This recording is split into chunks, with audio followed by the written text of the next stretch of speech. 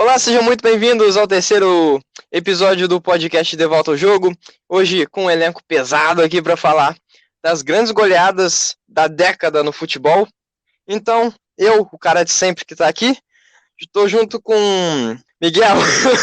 Salve, galera! Voltei aqui, eu tava sumido, fiquei sumido um podcast, mas voltei. curto e direto. Eu não sei por que você ainda espera fazer o discurso.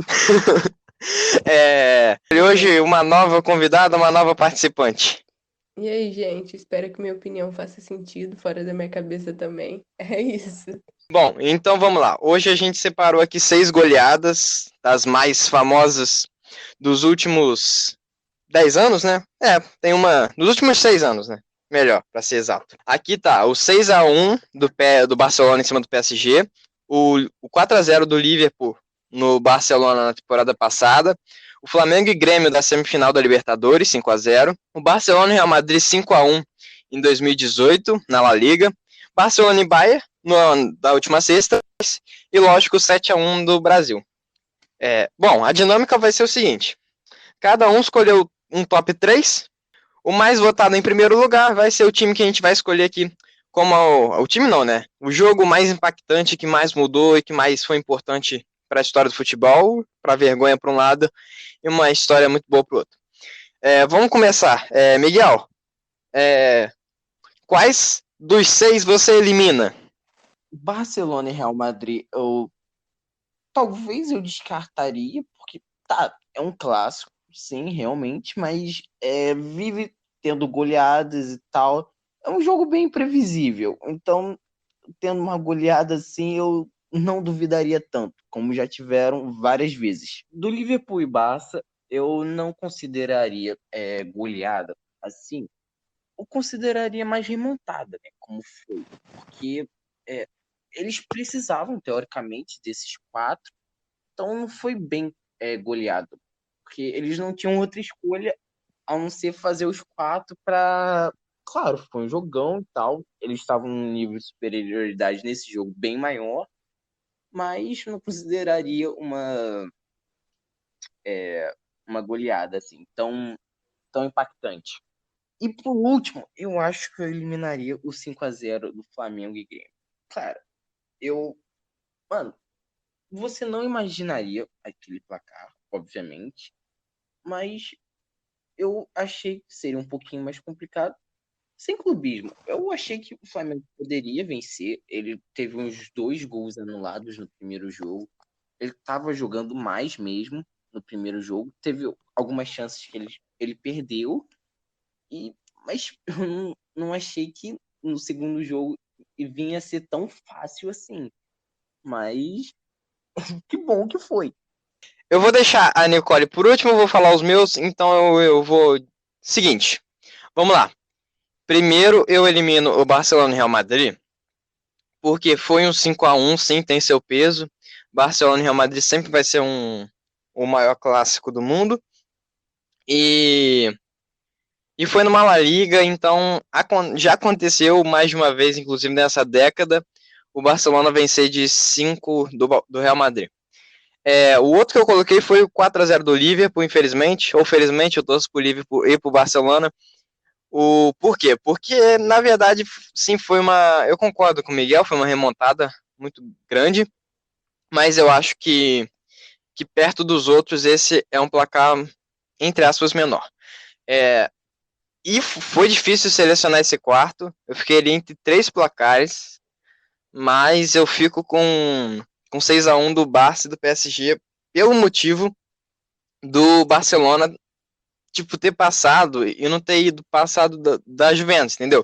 Ele passa, faz esse jogo histórico contra o Paris Saint-Germain, mas logo em seguida toma 3 da Juventus. Então, por isso, eu elimino esses 3 jogos e os outros 3 é muito bom. Mas vai lá, Nicole, quais são os seus? Você separou aí? Então, eu também tirei o Barça e o Real, porque eu acho que, como é um jogaço, não é muito anormal ter uma goleada. E também não era um campeonato tão importante assim, né? Enfim. O outro que eu tirei foi Liverpool e Barcelona, porque o Barcelona já vinha sendo eliminado nos outros anos. Então os torcedores não estavam com uma expectativa muito alta, assim. E também eliminei o Barça e o Bayern, porque eu acho que o Barça não está tendo uma coletividade muito boa. E os jogadores do Bayern estão muito entrosados, então, tipo, tava meio na cara que o Barça ia levar uma lavada ali. Show. É, gostei. Cada um escolheu, deixou um jogo pra trás diferente. Então top 3 vai ter mudanças aí, eu acho. Eu vou começar. Por quem? Deixa. Não, vai você, Miguel. Você começou, vai você. Qual o seu terceiro colocado aí? E por que você colocou esse time? Meu terceiro colocado agora entra Bayern e Barça. Eu pensei em colocar no primeiro lance, mas eu tava em dúvida entre ser um jogo equilibrado, eu saberia que não seria exatamente, porque de um lado tinha um time montado e do outro lado tinha Messi. Porque sabemos que Barcelona não vinha numa fase boa, então seria tipo um time bem montado contra o Messi, como eu falei. E você vê que se tirasse o Lewandowski, não teria feito tanta diferença naquele jogo. E acho que eu pensava numa goleada também do Bayern até, mas não 8-2. Realmente é algo meio surreal, mas fica nessa minha posição. Show. Nicole, qual você colocou em terceiro lugar aí? Eu coloquei o Flamengo e Grêmio. Porque, tipo assim, por ser uma semifinal de Libertadores, era um jogo, tipo assim, que eu, como torcedora do Flamengo, acreditava na vitória, mas acreditava que seria 1-0, 2-1, um jogo difícil, pegado. Quando eu vi o placar, eu fiquei tipo, nossa, inacreditável. Eu fiquei muito chocada. No 3 já tava surreal. Eu não vi o jogo, devo dizer que eu acordei no dia seguinte e foi assustador. Aí eu fiquei, pra mim, esse foi o terceiro.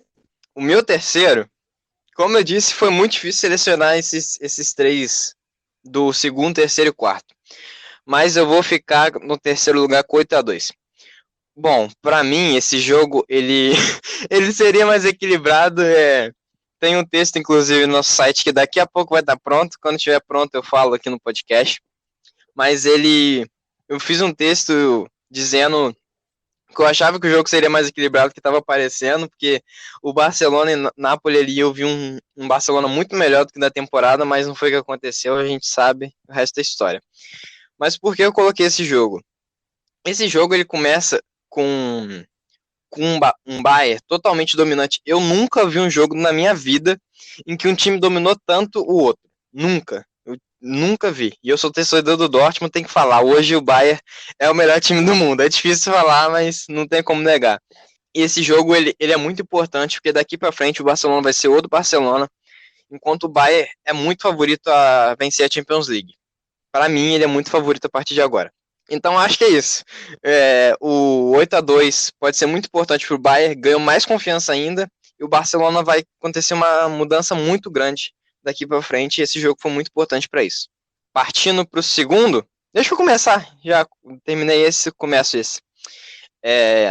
Para começar, o Flamengo do Jesus contra o Grêmio do Renato.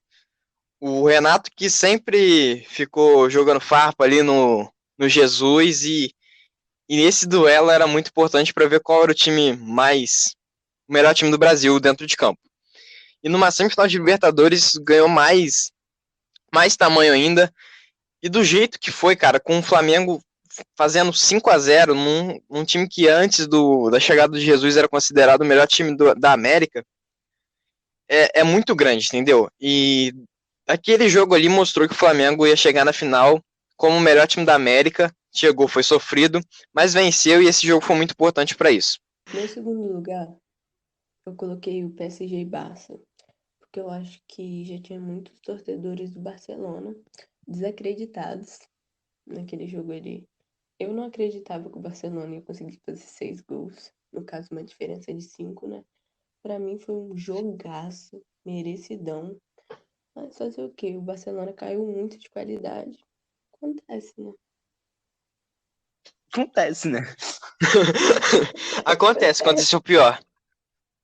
Igual o Só que Flamengo, contra né? ele. Agora a gente tá vendo que não tá numa situação muito legal. Agora a gente tá vendo que não tá numa situação muito legal. Não, mas já melhorou, já vai dar a volta por cima aí, infelizmente. Mas vai lá, Amém. ô Miguel, qual o... É que nem a Tainá Espinosa fala, é com dor no coração, mas eu boto PSG e Barça em segundo. Aliás, um beijão pra ela. Claro que ela não deve ver esse vídeo, mas beijão pra ela. Eu sou muito fã dela, do esporte interativo e tal. Mas a minha justificativa para pôr o Barça em segundo, primeiro que, como você falou, é isso que pesou mais. O Barça, ele não foi para frente depois desse jogo. Ele caiu para Juventus, ele fez um jogão, esse, e caiu para Juventus a fase seguinte. Então, ele não foi muito além. Mas se você vê o primeiro jogo em Paris, o PSG estava completamente dominante e tal. E alguma coisa aconteceu do segundo jogo que a zaga ficou horrível, estava totalmente desestruturada. O time do PSG estava totalmente perdido.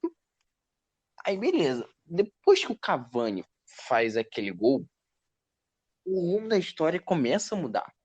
Tanto que já tinha batido uma bola na trave, PSG estava começando a chegar. Então você fala, pô, aquele gol meio que sacramentou. Agora a vitória foi o gol final para o PSG vencer. E aí parecia que o PSG realmente estava chegando e que ele podia realmente passar de fase. Mas não foi o que aconteceu. Neymar estava buscando muito jogo e tal o tempo todo. E o Barcelona passou. Mas agora acho que a maioria votou a mesma coisa, né, para primeiro lugar, que estava meio óbvio. Mas segue, Gabriel. Sim. Pro primeiro lugar, todo mundo, né? 7-1. Quem quer começar falando?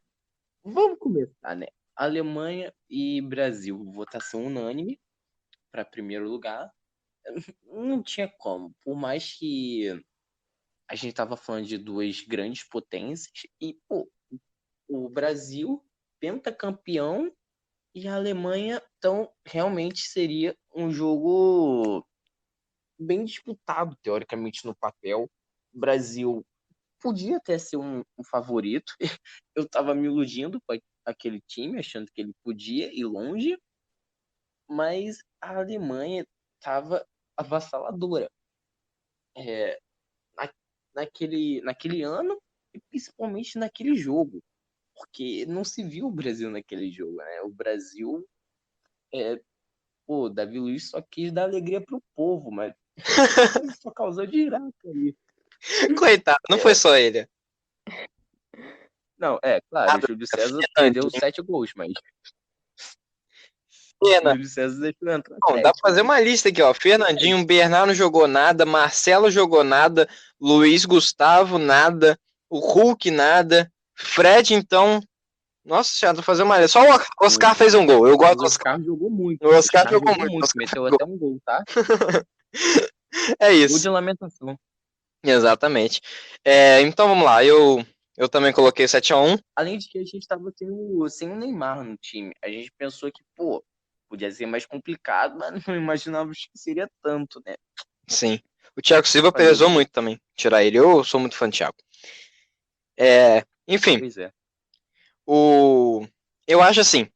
O 7-1 ele é um jogo, talvez, na minha opinião, ele é a maior derrota, o maior vexame de um país, de um time, de uma equipe em todos os esportes, cara. Nada vai se comparar a isso tão cedo. Você pega uma seleção que era uma das favoritas, aqui no Brasil a gente considerava favorita. Detalhe, a gente tava jogando em casa. É isso que eu falo agora. A gente tava em Tava casa. em casa, numa Copa do Final. Mundo, numa semifinal. Então, você chega e toma 7 gols, cara, da Alemanha. É um vexame muito grande. Eu acho que nada vai se comparar a isso. Pode ser Champions League, uma final de Champions em casa, igual, por exemplo, 2013, 2012, o Bayern jogou em casa contra o Chelsea. Não, não tomou goleada, mas vamos supor que toma uma goleada. Não vai chegar perto, entendeu? Não vai chegar perto disso. Então, é disparado, na minha opinião, o primeiro lugar. É muito vexatório e ele causa, inclusive, uma revolução igual vai causar no Barcelona, causou no futebol brasileiro. Mudança de técnico, ver que não é o centro do mundo, a gente não é a melhor seleção do mundo, saber disso. Demorou até para colocar um técnico que realmente fosse mudar a seleção. A gente mudou a cultura, começou a apostar em jovens técnicos, começou a aumentar esse número. Então, é um jogo que foi muito duro, né? Foi muito difícil, mas que mudou muito o futebol brasileiro. Vai, Nicole. Então, eu coloquei o 7-1 porque eu acho que, apesar de estarmos sem o nosso jogador principal, que era o Neymar, né, o povo continuou acreditando, botou muita expectativa. E, tipo, era muita gente. Não era tipo, metade. Era muita gente mesmo. Aí o Brasil vem e me toma 7-1, sendo sede da Copa do Mundo. Foi uma vergonha muito grande. Todo mundo assustou, todo mundo ficou. O que que aconteceu? Ninguém acreditou. Uma vergonha. Vocês acham que se o Neymar tivesse jogando, poderia ter sido diferente?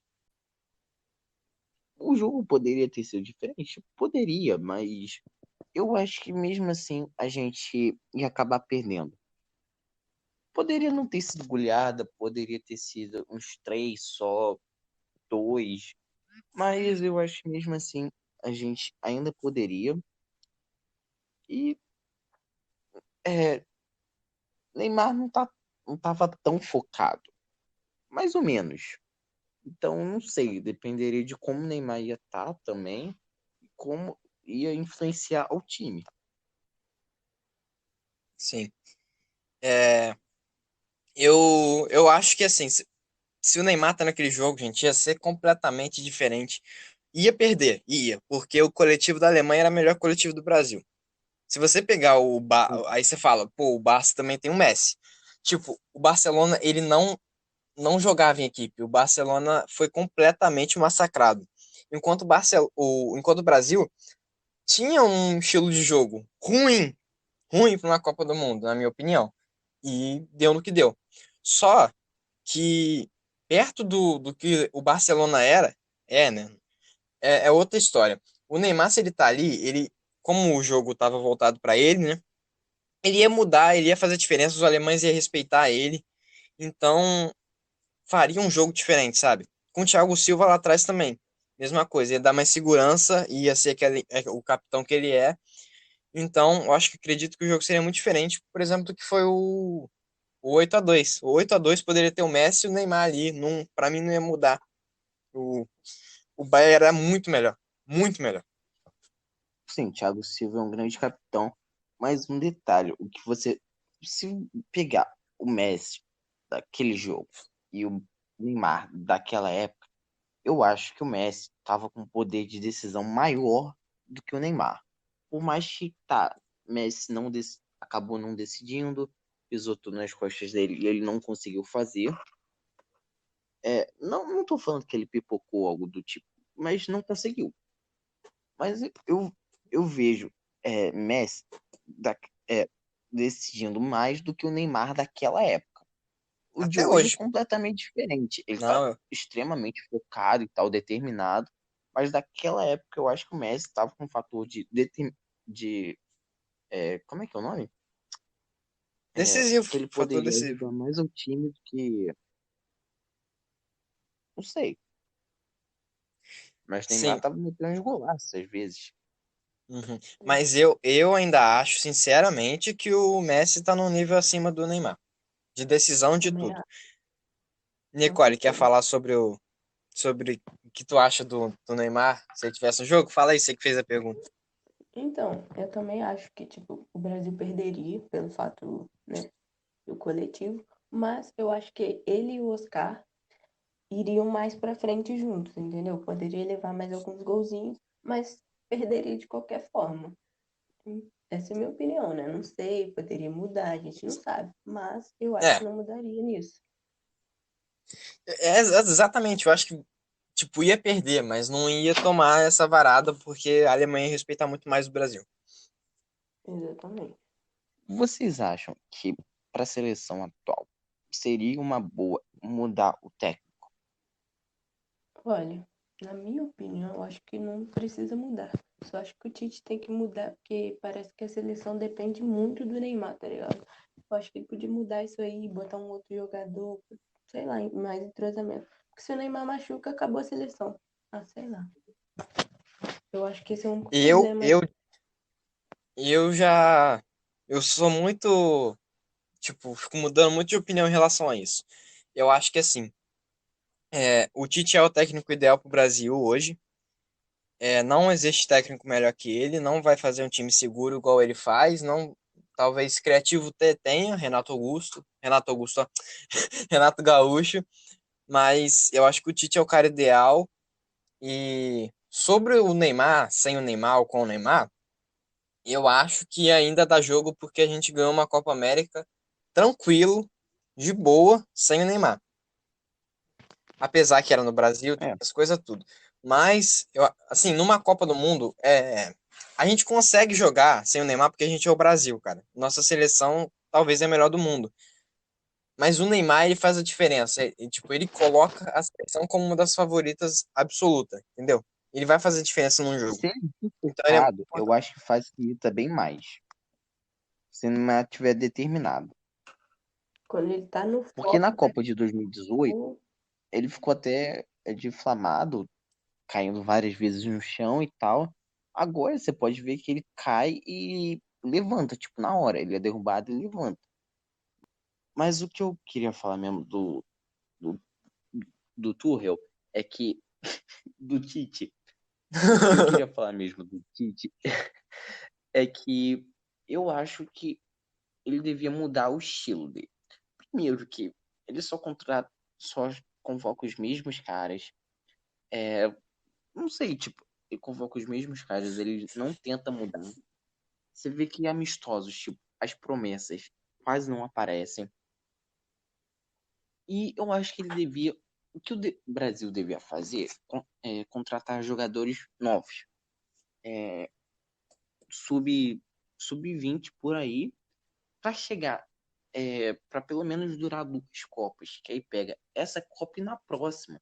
Porque se ele pegar uma garotada jovem, botar para treinar, botar para começar a jogar, pô, daqui a duas Copas eles vão estar voando. E vai estar. E, sinceramente, o time do Brasil tá meio velho. A maioria tá com 30 anos. Sim, jogam muito, ainda jogam muito, concordo. Mas tá uma equipe meio velha. Tá? Ele precisa de jogadores novos. Eu acho que. E tem muitos nomes atualmente que poderiam entrar para jogar. Bruno Guimarães está jogando muito na França. O Martinelli, eu não sei o que aconteceu com ele, porque tipo, ele estava jogando bem no Arsenal, aí do nada sumiu.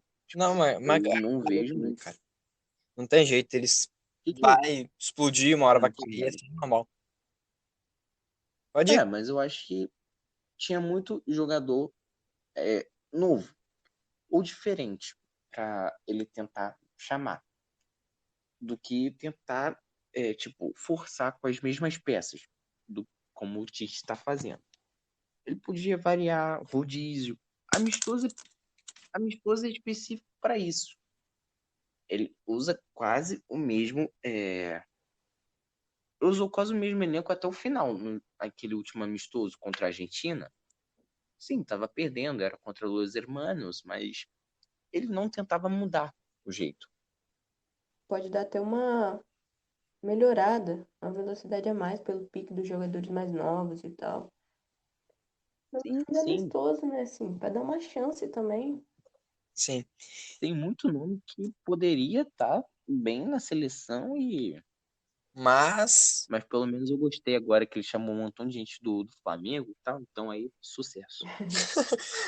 mas assim, eu acho que para 2022 a seleção tá bem definida. É Alisson no gol, ali na lateral direita que é o problema do Brasil, né? Tá difícil. Thiago Silva e Marquinhos na zaga. Lateral esquerdo, Lodi. Arthur e Guimarães no meio. Do lado, Jesus. Na frente, Richarlison. No meio. Pô, no meio é difícil, hein? Quem coloca no meio ali? Ah, não. Tem que botar o Casemiro e adianta o Bruno Guimarães ou o Arthur. Faz uma linha de três, assim. E o Neymar na ponta esquerda. Pra mim, esse é o time ideal do Brasil pra para a próxima Copa. Pô, eu trocaria o Arthur pelo Guimarães, botar Guimarães é meio, assim. Podia botar até o Neymar como na posição que ele tá jogando no Paris, que tá Não, não, jogando pô. muito lá, como armador. Sim, mas eu tô no 4-3-3 em linha. Tipo, no meio ali é o Bruno Guimarães de um lado, volante Casemiro e Arthur no como meia também, mesma coisa, só que da direita. Eu acho Sim, que agora vamos ver, né? Tem chance de ganhar. Tem chance se esforçar muito. Mas dá pra ganhar, pô. Na sua escalação você não botaria o Firmino, então. Não, na minha não. Ok. Eu acho Nicole, você que. colocaria? Então, Eu acho que, tipo, no segundo tempo, talvez. trocar Jesus pelo Firmino. Minha opinião. É, a ação que ele faz é. Cara, Podia botar o Neres na ponta, que eu acho que daria certo, sim, mano. eu gosto Neres, muito. velocidade muito bom. Eu gosto muito do Neres, mas eu tô um pouco desanimado que o Ajax não apareceu tanto essa temporada, ele também não, então eu fico um pouco com o pé atrás com o Neres, mas eu gosto muito do Jesus pela direita, cara. Gosto muito dele por ali. Ah, mas também tirou todas as peças do. Tirou todas as peças do Ajax, quase, É coitado. verdade. Mas enfim, a gente desviou um pouco do assunto, mas para tratar de seleção brasileira vale a pena. Então vamos terminar o episódio por aqui. Foi um pouco mais curtinho que geralmente é, mas foi legal, foi especial. E Miguel, se despeça aí da galera aí. Valeu, então, galera. Eu talvez, se o Gabriel me chamar para uma próxima, eu Sempre. apareça aí. Gostei muito de estar na presença de vocês e é isso. E Nicole, Tchau, gente. Foi legal falar minha humilde opinião pra vocês. É isso, tamo junto. mandou muito bem. Nicole vai aí aparecer nos próximos. Mandou muito bem. E é isso, galera. Eu agradeço todo mundo que chegou até aqui. Vou me despedindo.